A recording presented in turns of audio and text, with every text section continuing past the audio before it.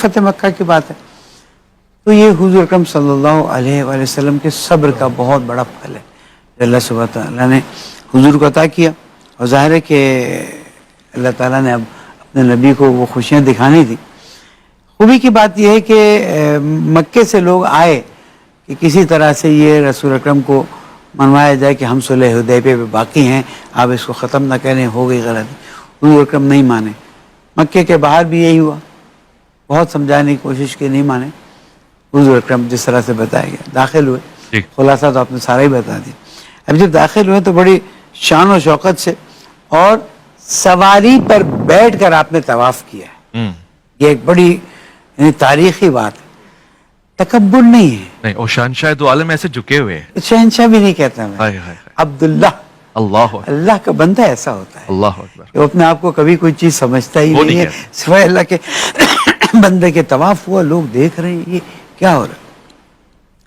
اب وہ بت وہاں جو لگے ہوئے، دو طرح کے بت تھے، کچھ خانہ کعبہ کے اندر تھے، کچھ خانہ کعبہ کے اوپر تھے.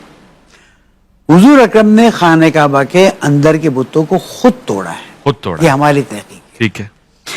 اب امیر المومنین علی بن ابی طالب علیہ السلام کو خانہ کعبہ کی دیوار پہ کھڑے ہوئے اور کہا علی میرے دوش پہ، دوش پر سوار ہو، دوش پیغمبر پہ، دوش پہ، مہر نبوت، مہر نبوت پہ اللہ اکبر، سوار ہو جاؤ. تاریخ میں کسی کو یہ موقع نہیں ملا، البتہ امام حسن اور امام حسین علیہ السلام کو رسول اکرم نے سوار کیا.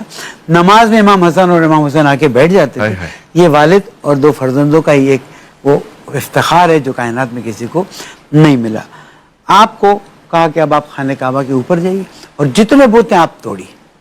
مولا کائنات نے سارے بت توڑ دیے. حضور اکرم وہیں دیوار پر کھڑے ہیں کہ علی اب پھر واپس آئیں گے، تو دیکھا کہ علی وہاں سے چھلانگ لگا کر نیچے آ گئے.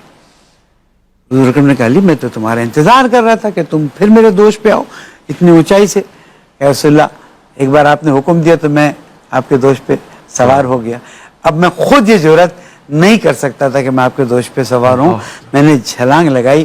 تو حضور اکرم کے کلمات موجود ہیں تاریخ میں کہ جب تم چھلانگ لگا رہے تھے تو فرشتے تمہارا ساتھ دے رہے تھے اور تمہاری مدد کر رہے تھے. یہ تاریخ کے وہ واقعات ہیں جس میں کسی کو رسول اکرم نے شامل نہیں کیے سوائے مولا کائنات کے. اور وہ فتح عطا کی اللہ تعالیٰ نے کہ آج بھی مسلمان جو ہے اس پہ فخر کرتا ہے.